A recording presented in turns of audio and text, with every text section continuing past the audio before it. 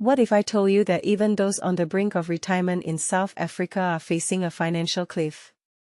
Imagine spending decades building a life, only to find your savings evaporating faster than you can blink.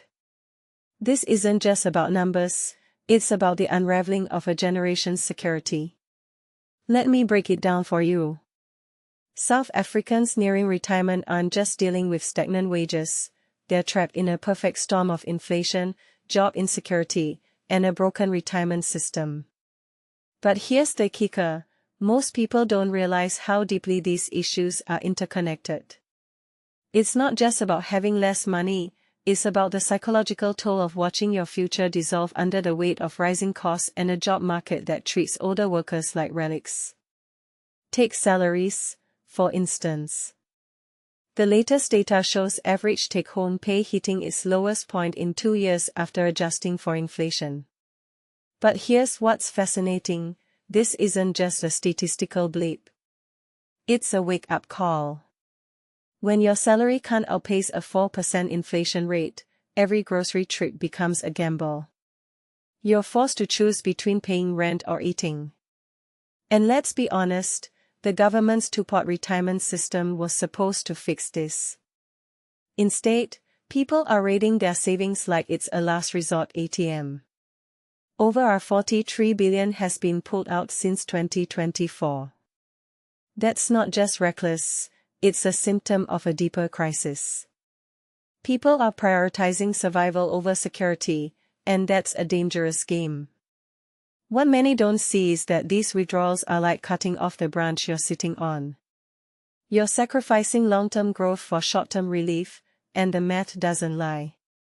Then there's the psychological angle.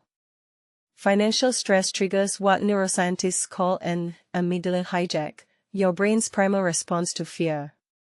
Suddenly, you're selling investments during a downturn, locking in losses instead of riding out the storm.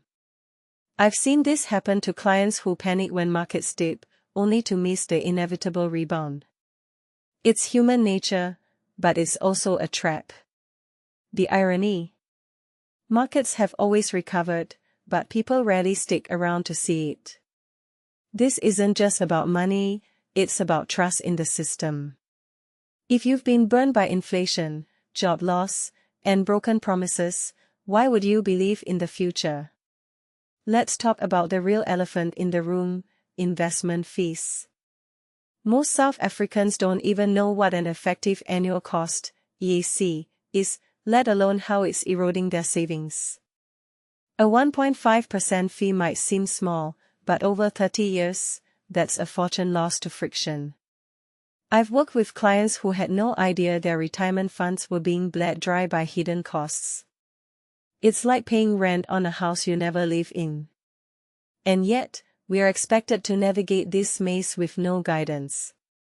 This isn't just incompetence, it's a systemic failure to protect the most vulnerable. Here's what really grinds my gears: the push to work longer. Sure, delaying retirement by 3 years could improve your financial position by 15 to 20%, but that assumes you even have a job to keep. For older workers, the job market is a minefield. Employers favor younger candidates, and ageism is rampant. This isn't just about math, it's about dignity. You've spent decades contributing, only to be told you're now a liability. It's a cruel joke. And yet, the advice is always the same: save more, work longer, adjust your expectations. But what if the system itself is broken? What if the solution isn't just individual responsibility, but a complete overhaul of how we think about retirement in the 21st century? I'll leave you with this: retirement isn't a luxury, it's a right. But in South Africa, that right is being stolen piece by piece. The question isn't just how to survive this crisis. It's whether we'll have the collective will to fix it. Because if we don't, the next generation will inherit a world where security is a myth, and retirement is just another form of poverty.